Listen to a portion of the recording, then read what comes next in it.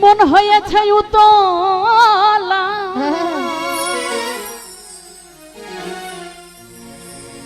উদর ভরিয়া প্রেমে শরাব খেয়েছি মাতাল হয়েছি ওই বন্ধুর প্রেমে মজেছি মাতাল হয়েছি বন্ধুর প্রেমে মজেছি আমি মাতাল হয়েছি বন্ধুর প্রেমে মজেছি আমি তাল হারাইয়া বেতালা মন হয়েছে উতলা তাল হারাইয়া বেতালা মন হয়েছে উতলা মন হয়েছে উতলা উদর ভরিয়া প্রেমে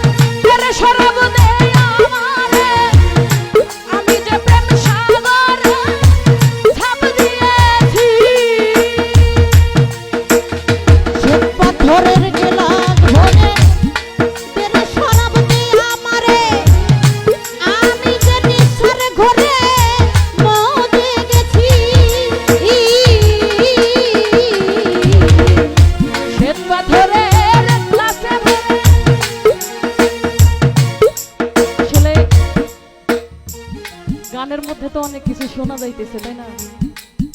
এই শরাবটা কিন্তু একসময় আমাদের জন্য জায়েজ ছিল নাকি, হালাল ছিল। এখনো হালাল তাদের জন্য যারা এটি হজম করতে পারে। যারা আছে, কিন্তু অনেকে আছে সমাজে, আছে না অনেক পাগল আছে না, শীতের মধ্যে কাপড় ছাড়া বস্ত্র ছাড়া ঘুরে, দুনিয়াদারের কিন্তু কোনো চাহিদা মোহ তাদের নাই, তারাও কিন্তু একটা শরাবে ডুবে আছে। শরাব তো অনেক প্রকার, যে যেইভাবে পান করে, শুকনা ভেজা ছোটখাটো ডান বাম অনেক রকম আছে। তো জাহেলি যুগে যখন এই আমরা যে মদ পান করি, এটাকে কিন্তু শরাব বলা হয়। এই শরাব পান করার পরে কিন্তু আল্লাহ আল্লাহর রাসূলের ধ্যান করা হইতো, তার ইবাদত করা হইতো, আমল করা হইতো। যেই সময় থেকে এই শরাব পান করে একে অপরের সাথে বিবাদে জড়িত হয়েছে, অন্যায় লিপ্ত হয়েছে, তখন থেকে এটি হারাম ঘোষণা করা হয়েছে, কারণ ইসলাম হলো শান্তির ধর্ম। কিন্তু আমি আমার ভাষায় বলি, আমার চোখে দেখা যত শরাব পানকারী মদ পানকারী আজ পর্যন্ত একটা মানুষ হত্যা করে না। আজ পর্যন্ত দেখি নাই কোনো পাগল একটা মানুষকে মারছে, কোনো সাধু একটা মানুষকে মারছে, কোনো মাতাল একটা মানুষকে মারছে। মানুষ মারতেছে এখন ঢাকা বিশ্ববিদ্যালয়ের পোলাপান, যারা অনেক শিক্ষিত, ভার্সিটির পোলাপান, কলেজের পোলাপান অনেক শিক্ষিত হয়ে কিন্তু মানে ঠাস ঠুস মারতেছে, মারামারি হচ্ছে, চলছে। তো সালাম সরকার বলেছেন এরকম ভাবে যে এখনকার কিছু নামধারী কিছু মানুষ আছে যারা এইটুকু খেয়ে এই ধরাকে সরা মনে করে, আছে না?